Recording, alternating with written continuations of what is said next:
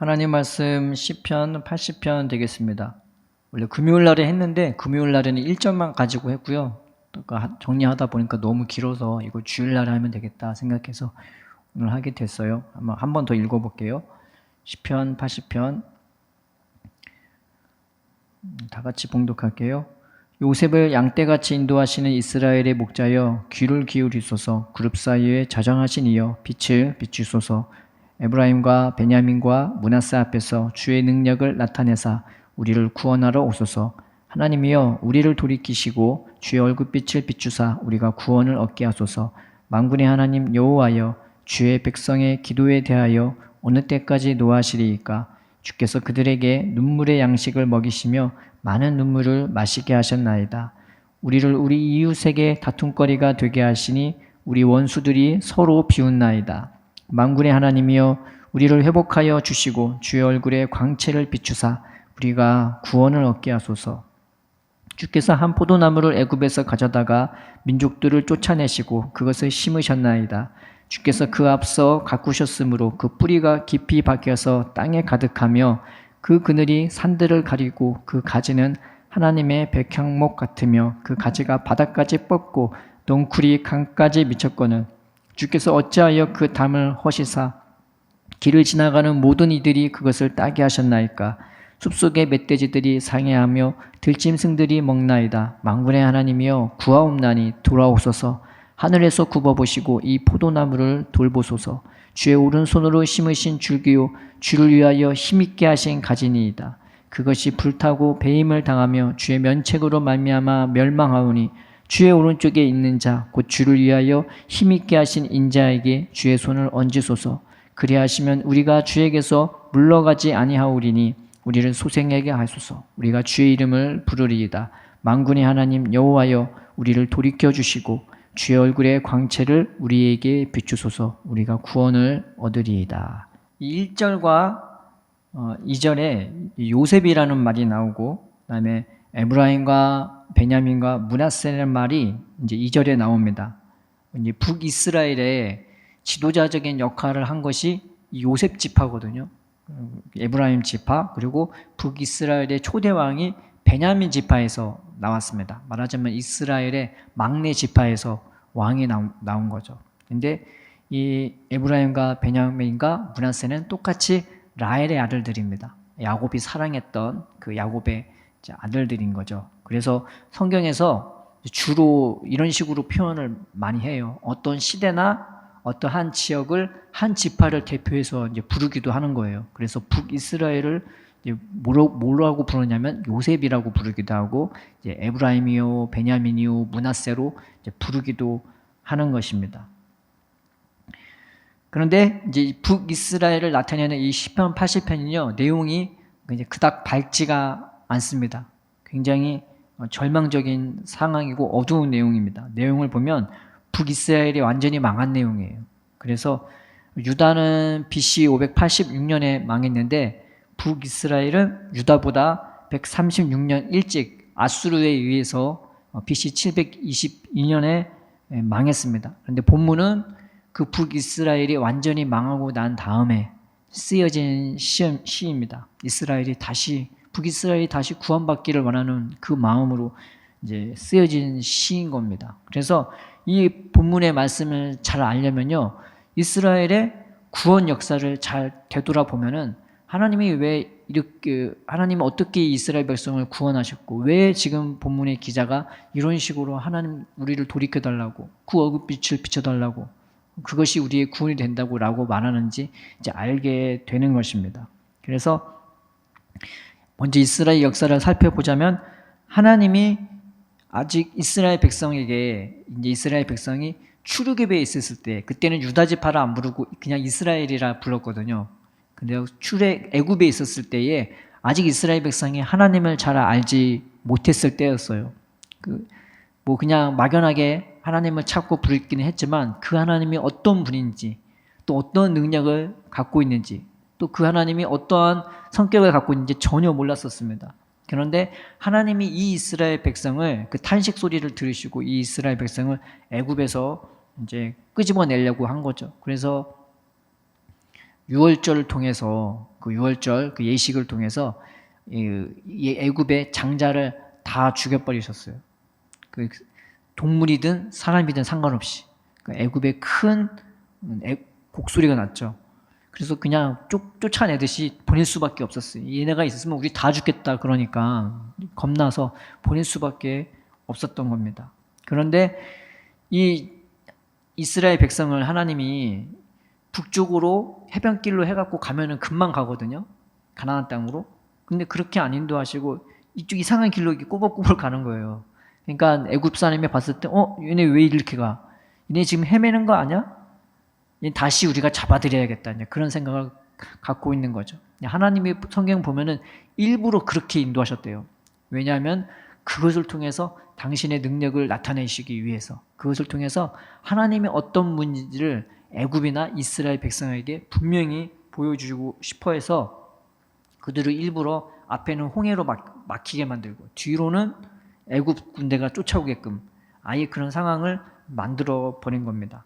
그 상황에서 이스라엘 백성은 너무 무서워서 막 두려워하고 떨면서 모세한테 한 말이, 애굽에 무덤이 없어서 우리를 여기다 묻으려고 데려왔냐고 막 경악을 금치 못하면서 막 모세한테 원망하죠. 근데 하나님이 이 모세를 통해서 하신 말씀이 이겁니다. 출애굽기 14장에 13장 14절에 모세가 백성에게 이르되 너희는 두려워하지 말고 가만히 서서 여호와께서 오늘 너희를 위하여 행하시는 구원을 보라. 너희가 오늘 본 애굽 사람을 영원히 다시는 보지 아니하니라. 여호와께서 너희를 위하여 싸우시리니 너희는 가만히 있을지니라. 이 되게 신기하잖아요. 세상에서 어떤 신을 섬기다든지 잡신이 됐든 미신을 지든 점을 치든 우리가 신에게 뭘 갖다 바쳐야 돼요. 내가 신한테 뭘 해야 돼요. 이게 보통의 세상의 신을 섬기는 방법이고 그것이 성공이 됐든 뭐가 됐든 그게 법도입니다. 근데 이 신은요, 이스라엘의 신 특이해요. 너희는 가만히 있으래요. 그리고 가만히 있고 보기만 하래요. 내가 너희를 위해서 일을 할 거라고. 너희는 가만히 있어. 그리고 내가 너희를 위해 싸울 거라고. 그러니까 이스라엘 백성이 가만히 있기만 하면 된 거죠. 그래서 그 말씀대로요, 하나님이 앞에서 홍해 바다를 밤새 바람을 통해서 갈라버리세요. 그래서 성경을 보면 마른 땅으로 걸었다고. 축축한 땅이 아니라 마른 땅으로. 그 정도로 완벽하게 바다를 갈라버립니다. 근데 하나님은 조급해하지도 않으세요. 아주 천천히 이스라엘의 백성이 밤새도록 그것을 하나님의 일하심을 충분히 볼 수 있게끔 만끽하게끔 이게 보게 만들고요. 뒤에서는 애굽 사람이 바로 앞에서 잡아먹을 듯이 쳐들어왔는데 밤새 불기둥으로 거기를 확 환히 비춰갖고 거기는 어둠이 있고 이스라엘 백성의 광명이 비치도록, 그래서 밤새도록 이스라엘 백성은 빛 가운데 있었단 말이죠. 그 빛 가운데서도 앞뒤로 자기들은 볼 수 있었어요. 환하게 바다가 갈라지는 거하고 애굽 군대가 못 오는 거를 불기둥으로 확 막은 거를. 그러니 이 이스라엘 백성들이 거기서 와, 우리 하나님이 얼마나 대단한 분인지, 그 하나님이 얼마나 우리를 위해서 싸워주시는지, 또 그분이 자기들을 얼마나 아끼고 사랑하는지를 밤새도록 보게 된 것입니다. 이것이 그 하나님의 구원 방법이었어요. 자기가 먼저 나타나셔서 말씀을 해주시고, 그리고 그 말씀대로 물과 불로서 역사하시는 그 하나님을 이 이스라엘 백성은 그것을 경험하면서 이것을 세례받았다고, 새롭게 태어나기도 한 것처럼, 거듭난 것처럼 그 하나님을 경험하게 된 것입니다. 그래서 이들을 위해 싸워주시고 이들을 위해서 일해주시는 이 하나님이 이 이스라엘 백성을 시내산으로 이제 인도해 주십니다. 거기서 정식으로 이들과 대면하시면서 언약을 맺으세요. 그게 바로 십계명인데, 너희가 내 말을 잘 듣잖아? 그러면 너희는 세계 가운데서 이 애국 같은 민족이 제사장 민족이 될 거라고, 제사장 국가가 될 거라고 이제 말씀해 주는 겁니다. 그러면서 그 십계명을 했는데 그 십계명의 내용이 딴 게 아니었어요. 뭐 해라 저거 해라 뭐 그게 아니라 너는 나 외에 다른 신을 내게 두지 말지니라. 그 말은 나만 가까이 해라 이 말이었습니다. 그래서 호세아에서 하는 말이, 내가 애굽 땅에서 너희를 인도하여 낸 다음부터 나는 너의 하나님 여호와라고, 너는 나만 바라보라고, 너는 항상 나만 바라봐. 그 얘기를 한 거예요. 십계명의 내용이 그거예요. 너는 나만 바라봐. 나만 가까이 해. 나만 너를 생각하고 나만 너를 사랑하고 나만 너를 인도해. 그러니까 너는 나만 가까이 해. 이게 십계명의 내용이었습니다. 그 말씀을 하시면서 이제 그 말씀에 또 다른 말씀을 덧붙여 주시는데 그 말씀 뒷부분의 언저리의 내용이 바로 이제 이 말씀인 거예요. 출애굽기 23장 20절에서 22절까지 내가 사자를 네 앞서 보내어 길에서 너를 보호하며 너를 내가 예비한 곳에 이르게 하느니 이거는 우리 시대로 얘기하면 성령님을 얘기하는 겁니다. 그래서 너희는 삼가 그의 목소리를 청종하고 그를 노엽게 하지 말라. 그가 너희의 허물을 용서하지 아니할 것은 내 이름이 그에게 있음이니라. 네가 그의 목소리를 잘 청종하고 내 모든 말대로 행하면 내가 네 원수에게 원수가 되고 네 대적에게 대적이 될지라. 희한하죠. 싸움에서 너희가 승리하는 법은 딴 게 아니야. 그 말만 잘 들어. 내가 나만 가까이 하는 그 말만 잘 들으라고. 성령께서 너희를 그렇게 인도할 거라고. 하루하루 인도하고 매일같이 인도하면서 너희를 한 걸음 한 걸음 내가 예비한 곳, 그 가나안 땅, 그 하나님의 마음으로 내가 너희를 인도할 거야. 그러면은 너희가 그 땅을 얻게 되는 거야. 싸움 자리에서 아니고 내가 너희를 위해서 싸워줄 거라고. 네 원수에게 원수가 되고 내 대적에게 대적이 될 거라고. 내가 너를 위해 싸워줄 거야. 그러니까 너희는 나만 가까이 해. 이제 그 말씀인 거예요. 그게 신기하죠. 그래서 이 말씀을 듣고 그 하나님과 동행하는 삶은 이제 그때부터 이스라엘 백성이 이제 살게 되는 것입니다. 하나님을 가까이 하는 삶, 늘 하나님으로 말미암아 일어나고 하나님으로 말미암아 자게 되는 삶. 그래서 눈을 뜨는 것도 감는 것도 주님 손에 있는 삶. 그러니 그 은혜가 되게 얼마나 좋은지요.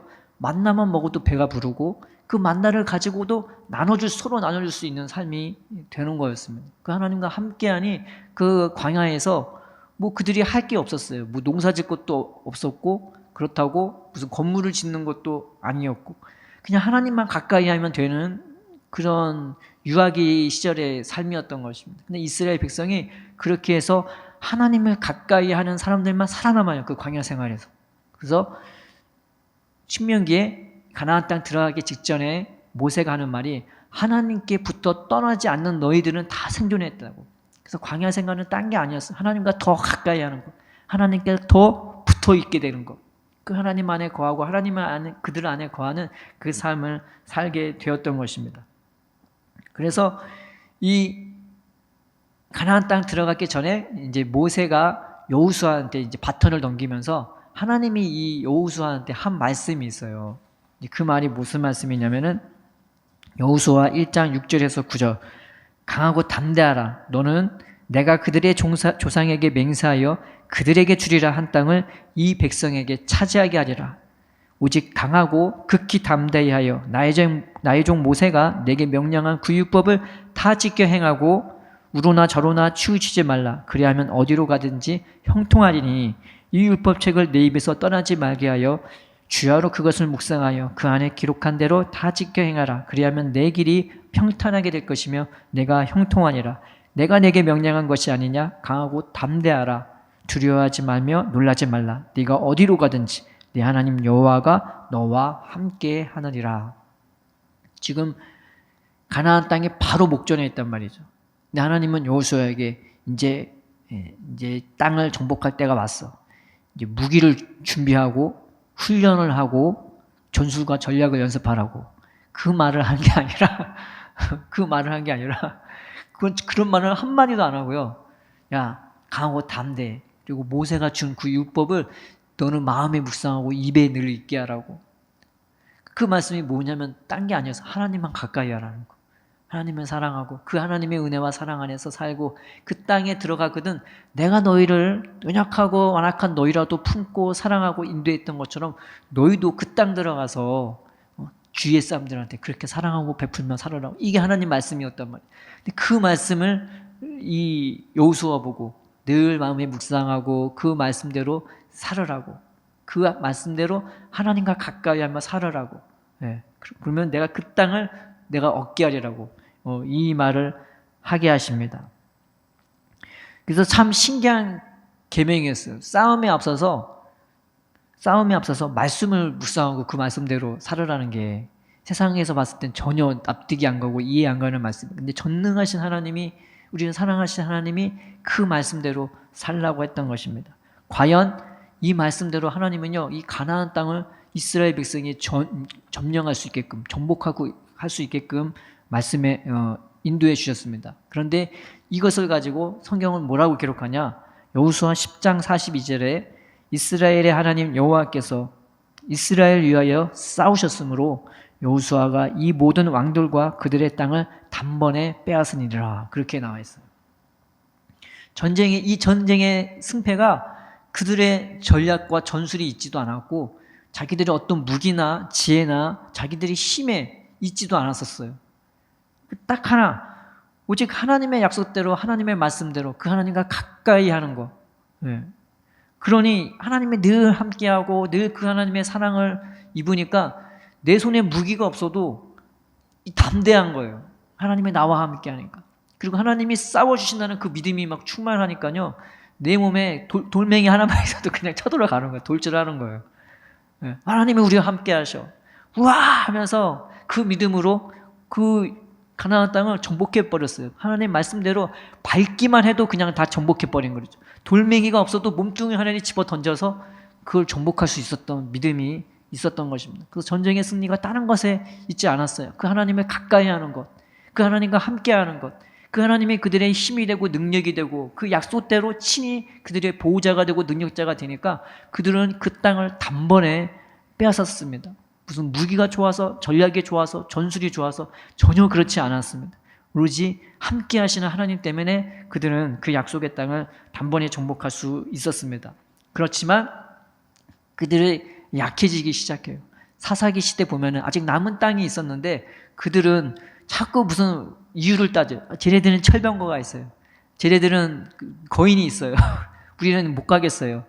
예전에 하나님과 함께 있었을 때는 쉽게 그들을 정복했는데 손에 돈도 없고 먹을 것도 없고 그냥 믿음밖에 없었는데 아무것도 없었어도 정복했던 그들이 이제는 왜 이렇게 이유가 많아졌는지 못 가겠대요. 근데 성경을 보면은 그들의 마음이 하나님을 떠나 있었대요. 하나님을 향해 있지 않고 세상을 향해 있는 거죠. 하나님은 여기 계신데 여기 가갖고 바알과 아스라를 섬기는 거죠. 우리식으로 얘기하면은 세상의 탐욕을 따르고 음란을 따르는 거예요. 그들의 마음이 하나님으로부터 떠나버렸어요. 하나님을 가까이 하지 못했어요. 그러니까 약해지고 자꾸 얻어 터지고 뺏기고 뭐가 없었어도 정복했던 그들이 이제 있어도 뺏기는 인생으로 전락해버리고 만 겁니다. 그게 사사기의 내용이에요. 그런데도 아직은 하나님에 대한 감각이 있어갖고 자꾸 얻어 터지면 다시 하나님 우리 구원해달라고 하나님께 무릎 꿇고 그랬단 말이죠. 그게 사사기에 반복되는 역사인데 그들을 온전히 정복했던 그들의 마음을 돌이켰던 왕이 나타난 건데 그게 바로 다윗이었습니다. 이 다윗 때문에요 이스라엘 백성이 온전히 하나님을 사랑하고 사모하고 그 하나님의 그 은혜와 사랑 안에서 똘똘 뭉쳐져요. 연약한 자 가난한 자를 그들은 긍휼로 구원해주고 그저 세상의 탐욕으로 정복욕으로 싸웠던 것이 아니라 가난한 자 연약한 자들을 구원하기 위한 그런 사랑으로 또 하나님에 대한 믿음으로 그 여호수아 시대처럼 이 다윗의 시대들은 겁도 없이 오직 믿음으로 싸우고 사랑으로 싸웠단 말이죠. 그냥 어딜 가든 이기고 어딜 가든 승리했어요. 그러니 이 다윗의 나라 때문에 성경에 기록된 내가 너희를 여기서 여기까지 줄게라고 했던 것을 다 정복해버려요.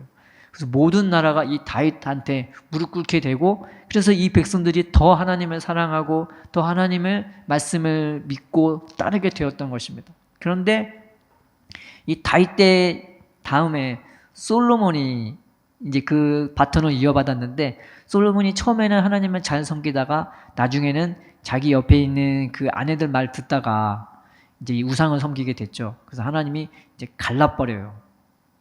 그때 이제 이스라엘이 북이스라엘로 이제 지명되게 된 거고 그때 남쪽은 유다로 지칭하게 된 거예요. 그때 이제 갈라지게 됩니다.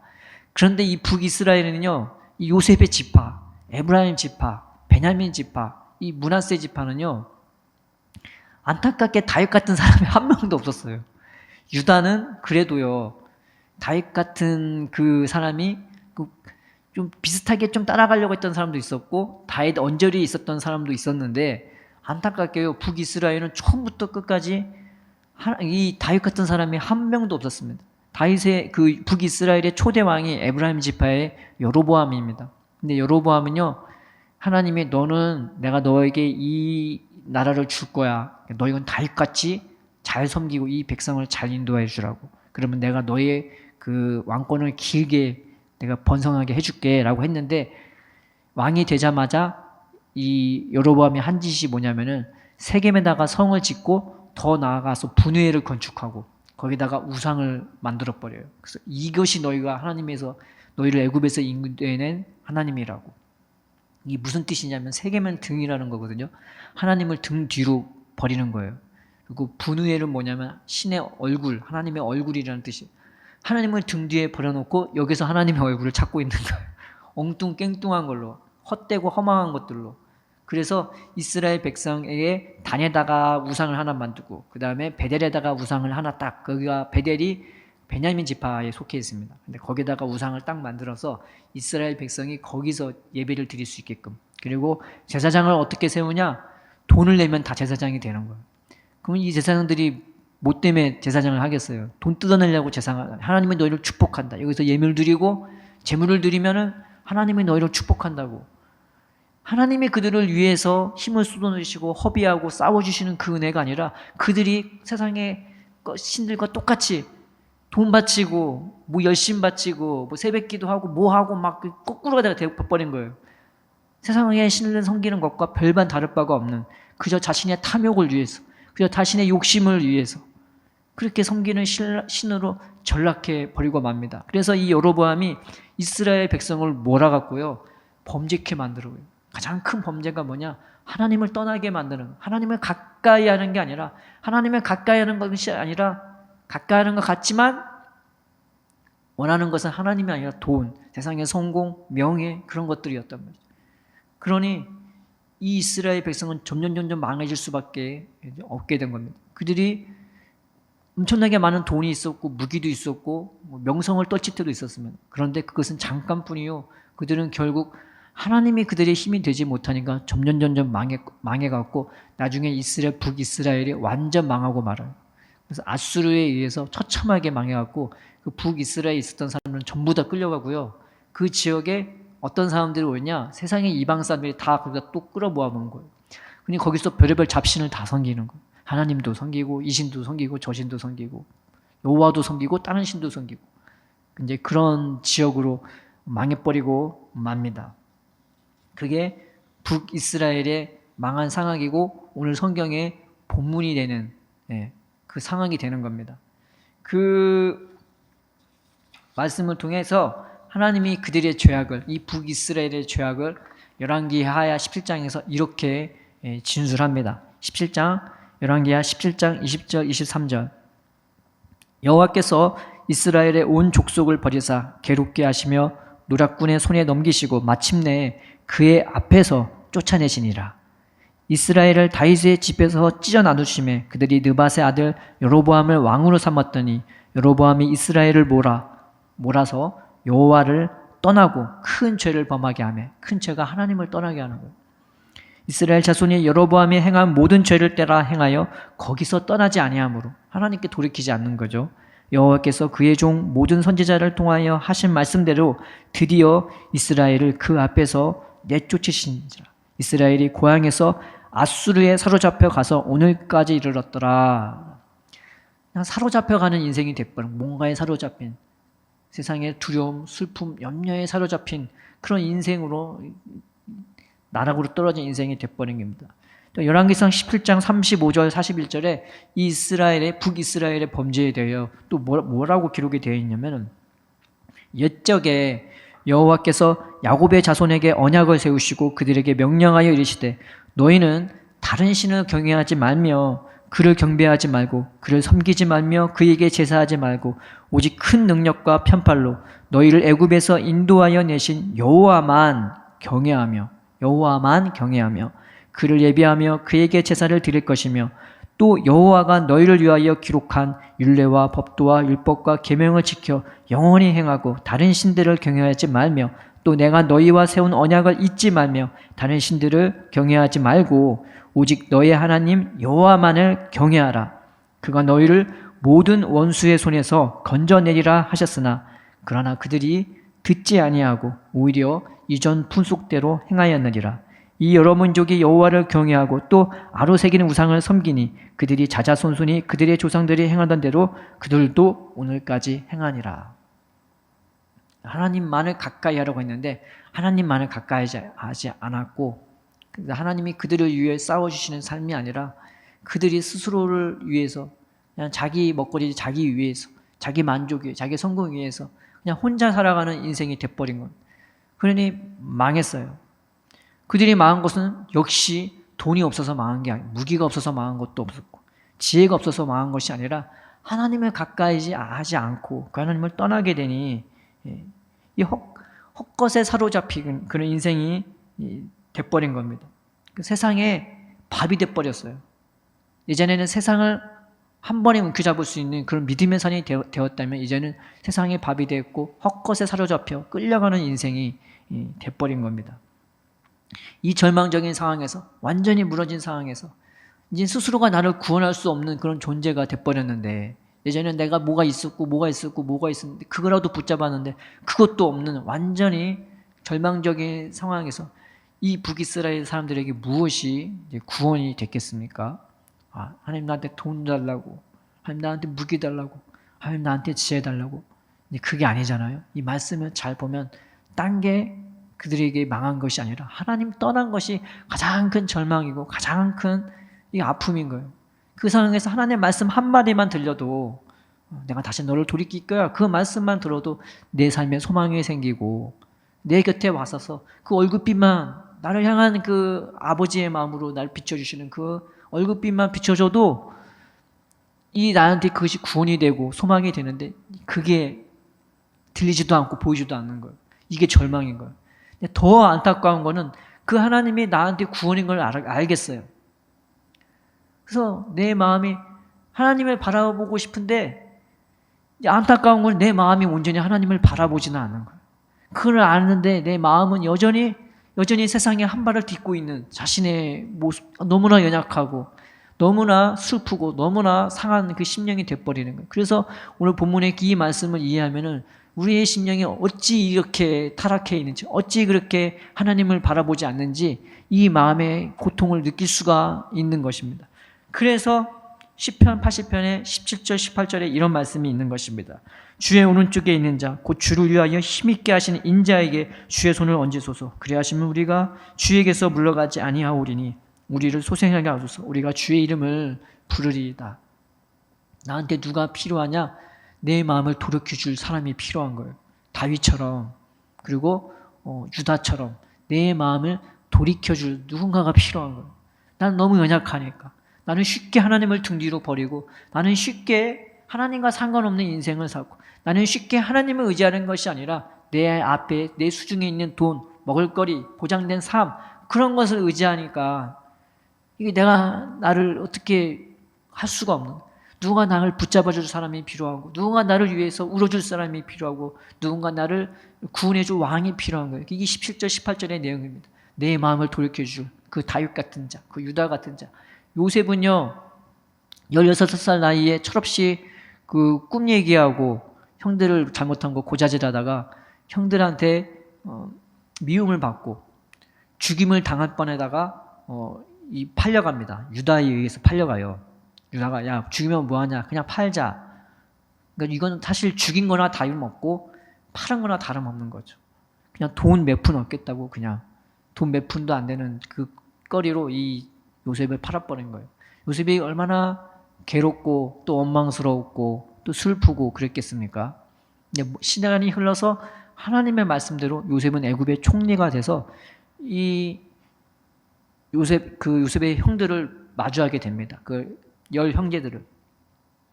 시대가 나이가 많이 들었고 이제 요셉이 이 형들을 시험해 보려고 하죠.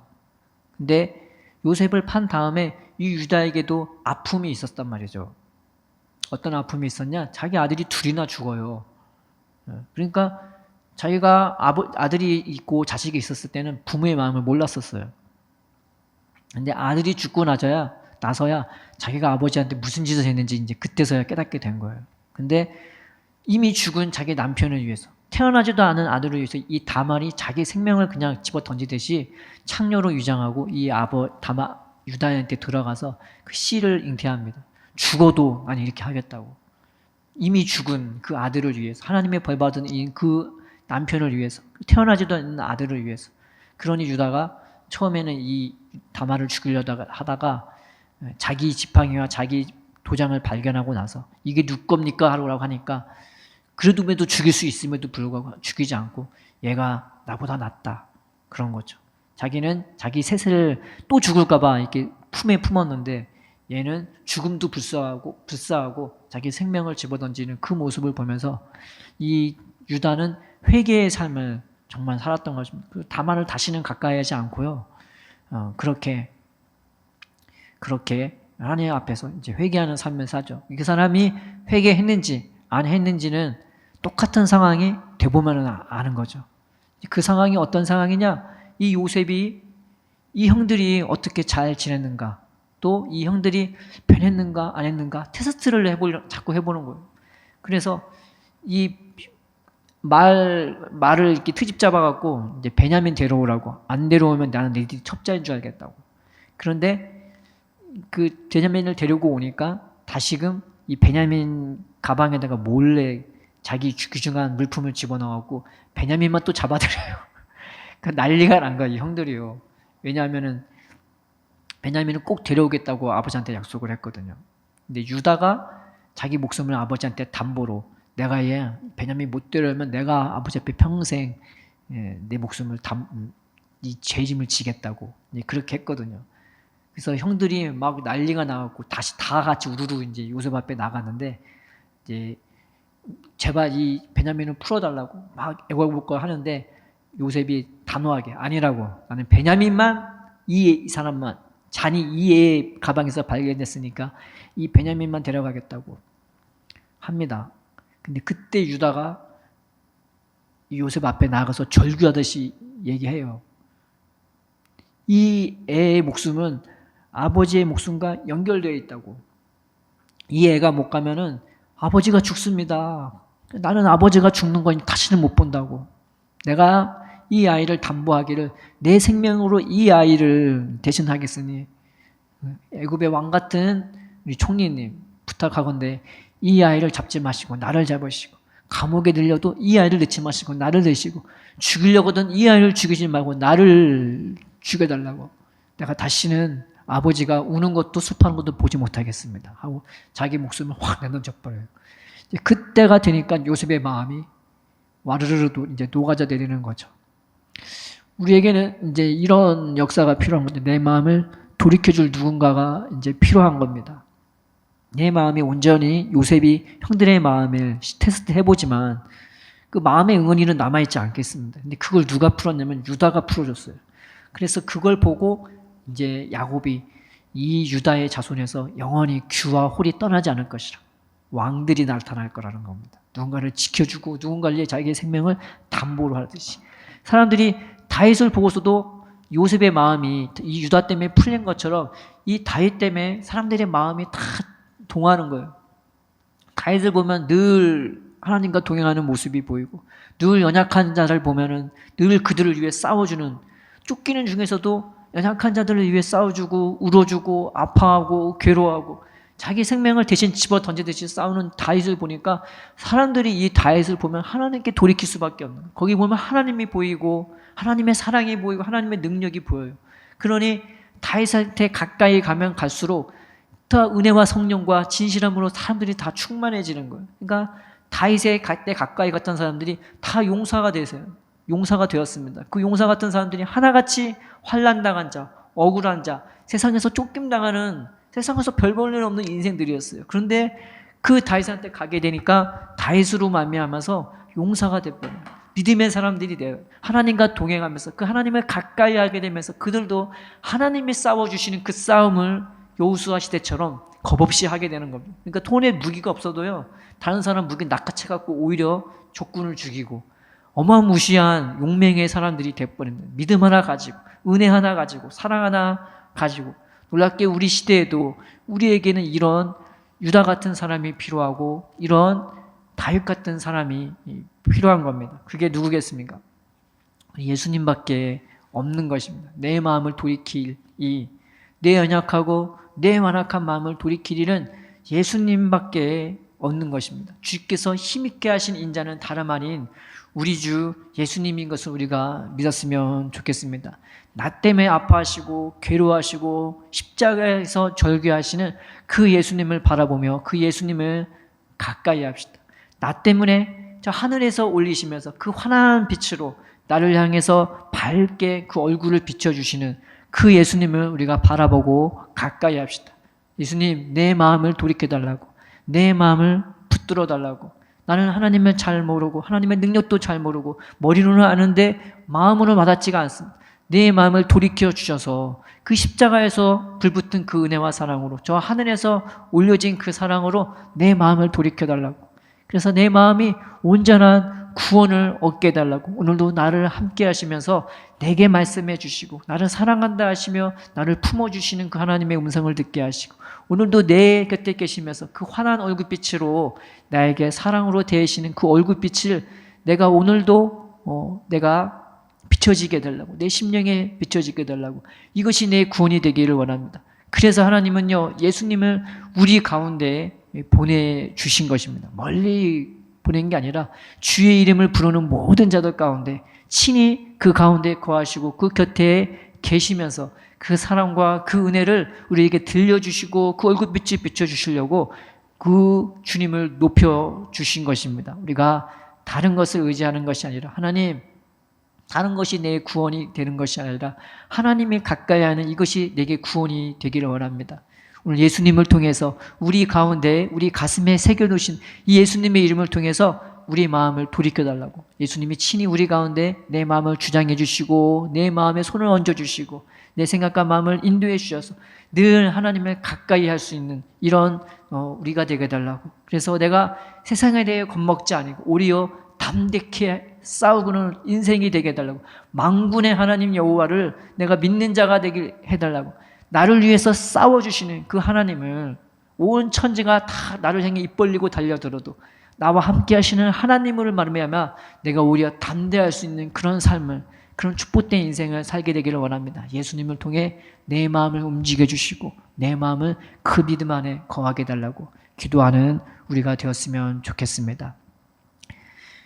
말씀 한 번 더 읽고 기도하겠습니다. 만군의 하나님이여, 우리를 회복하여 주시고 주의 얼굴에 광채를 비추사 우리가 구원을 얻게 하소서. 주의 오른쪽에 있는 자 곧 주를 위하여 힘있게 하신 인자에게 주의 손을 얹으소서. 그래야 하시면 우리가 주에게서 물러가지 아니하오리니 우리를 소생하게 하소서. 우리가 주의 이름을 부르리이다. 만군의 하나님 여호와여, 우리를 돌이켜 주시고 주의 얼굴의 광채를 우리에게 비추소서. 우리가 구원을 얻으리이다. 아멘. 살아계신 하나님 아버지, 다른 것이 우리의 구원이 아니라 하나님의 가까이 함이, 하나님이 우리 곁에 계셔 주심이, 하나님이 하루하루 우리를 붙들어 주시고 우리에게 말씀해 주시고 우리에게 그 사랑의 얼굴을 비춰주시는 것이 우리의 구원임을 배웠습니다. 그러나 우리의 마음은 너무나 쉽게 하나님을 등 뒤로 버리고 너무나 외길로 다른 길로 행하며 다른 신을 섬기는 우리의 마음인 것을 우리가 또한 배웠습니다. 그래서 우리는 오늘도 구원이 필요합니다. 예수님이 필요합니다. 우리의 마음을 돌이켜 주시는 이 예수님을 통해서 우리의 마음을 돌이켜 주시옵소서. 주님의 눈물을 보게 하시고 주님의 절규를 보게 하시고 주님이 외치시는 그 음성을 들으며 나를 향해 환히 비춰주시는 그 얼굴빛을 우리의 마음에 비춰주셔서 우리의 마음을 돌이켜 주님의 은혜와 사랑 안에 믿음으로 거할 수 있도록 우리의 심령을 인도하여 주시옵소서. 그것으로 말미암아 우리가 하루하루를 하나님 세상에 쫓겨가는 인생이 아닌, 사로잡혀가는 인생이 아닌, 세상에 밥이 되는 인생이 아닌 하나님으로 말미암아 겁없이 담대하게 믿음으로 돌진하며 세상을 정복하며 살아가는 우리의 삶이 될 수 있도록 우리의 삶을 복되게 하여 주시옵소서. 감사하며 예수님의 이름으로 기도드립니다. 아멘.